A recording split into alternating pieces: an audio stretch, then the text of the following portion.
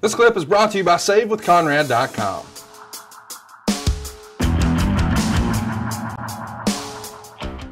And then it's time for our main event. And this is really, these are the two studs of the company at this point. It's John Cena and Batista.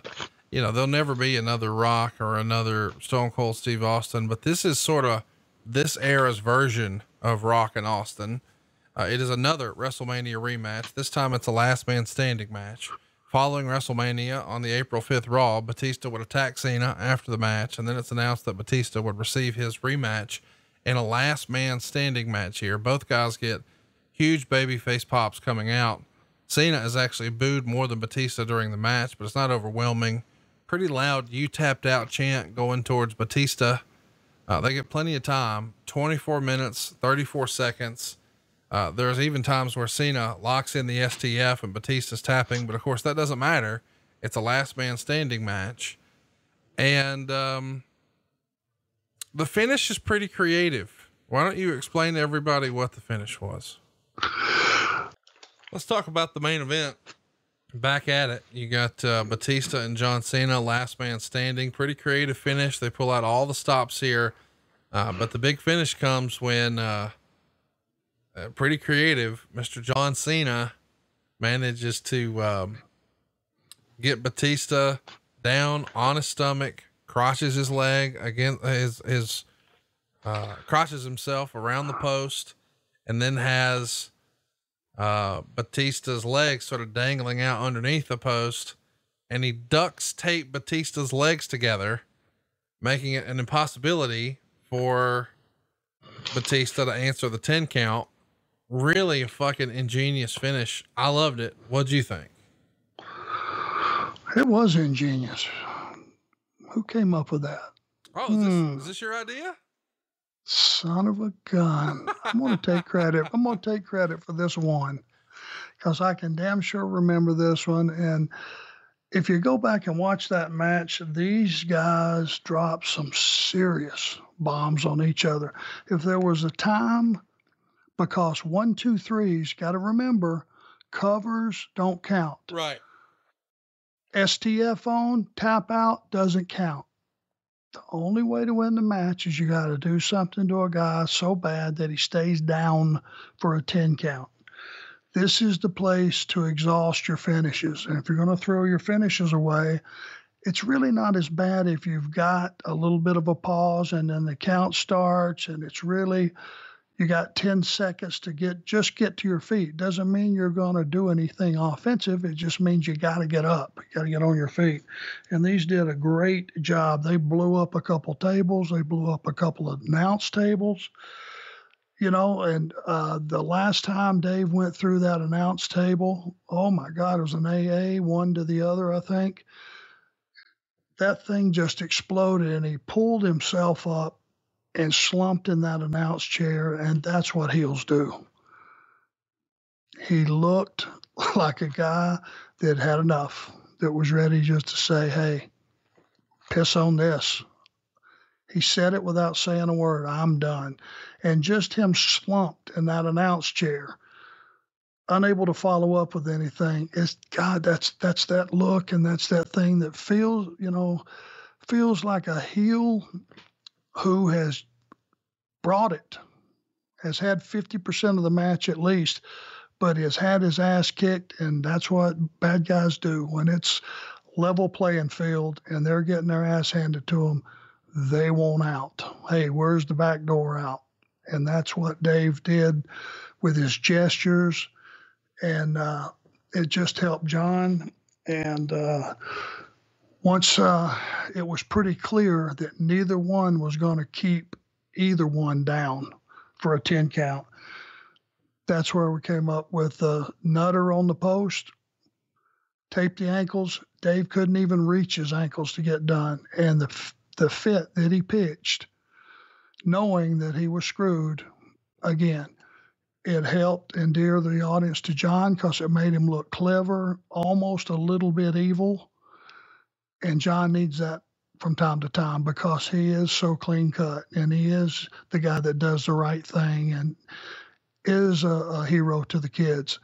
This just gave him a little bit of a slick, clever deal to nut a guy and then tape him to the post. We thought it worked. It did work. And it put the button on a hell of a match because they, before that, had half killed each other.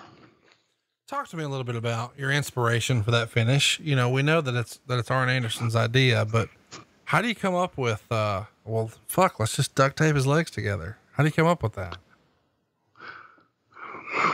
I start with what makes sense and what's plausible. And if you're sitting out there in the 10th row and you look at something, is that believable? Is it credible? God, it's so simple, but in a match that you could literally take a chair out from under the ring and bash a guy's brains out, you could bring a lead pipe, you could stack tables 3 deep and put somebody through them.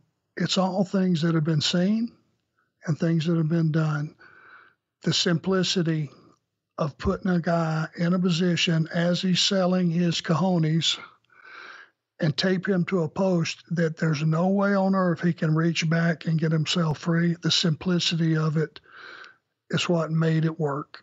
And it was, some people could say it's so anticlimactic to all the violence, but it's a fitting end because I've seen all the violence I can stomach for one night, for 8 matches, people hitting each other with things, people putting each other through tables, hitting each other with chairs, hitting each other with pipes, ironing boards, you name it.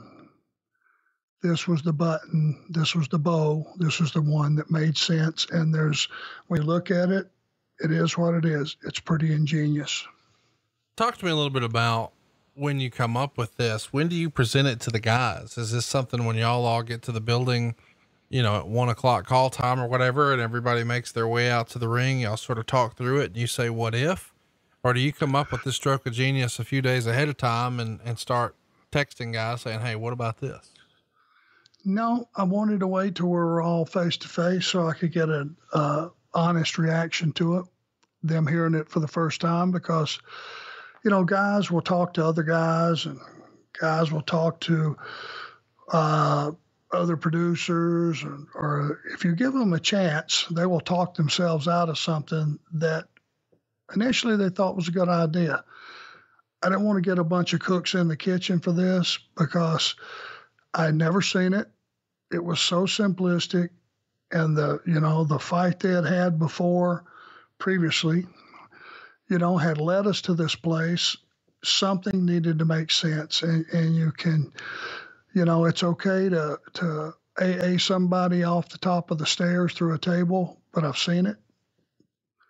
This thing I'd never seen, so I saved it till we all got there face to face. It was just the 3 of us, and we were talking about it, and without anybody to come in and overthink it and look at it differently than the way I saw it. It was just very simple. John had run out of options.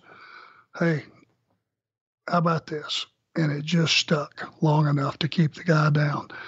And that was the first conversation we had with it. And thank God we didn't overthink it or rehash it. They had already had the big stuff in their head. This was just the last piece, and they seemed to be happy with it. And it helped Dave and it helped John. Let me ask, do you remember their reaction when you told it to Cena and Batista? Were they grinning ear to ear and as excited about the idea as you were? I think John looked at me and went, I love it. And I think I looked at Dave and he started laughing, which was a good thing. So when you come up with a finish like this, we've never really talked about sort of the behind the scenes process of how that would work. I know you guys are giving finishes of, hey, this guy's going over or whatever. And it's sort of left to you guys, from what we understand, the 3 of y'all to sort of come up with, hey, how do we get there? Once you come up with this idea, do you have to run it past the chairman, or does he see it for the first time when everybody else does? Oh no, on a match that big, John made it simple. John could pretty much do what he wanted. John had free reign. We would get it worked out, get it smoothed out to everybody's satisfaction, and then he would go in, see Vince. here's what we got. What do you think? I could have went in with the same idea, and him looked at me and went, that's fucking stupid. Why would you do that? And John go in with the same idea, and he went, that's brilliant. So John went in, pitched it. He loved it. And that's what we did. Even in 2010, did Cena know that, hey, if Arn pitches it, it's going to get shut down, so I'll go do it? Did he know that he had favoritism that maybe you didn't? Yes. Yes, he did. And he got a lot of stuff put through that I couldn't have, but I had the task of it. And that's where the frustration came in.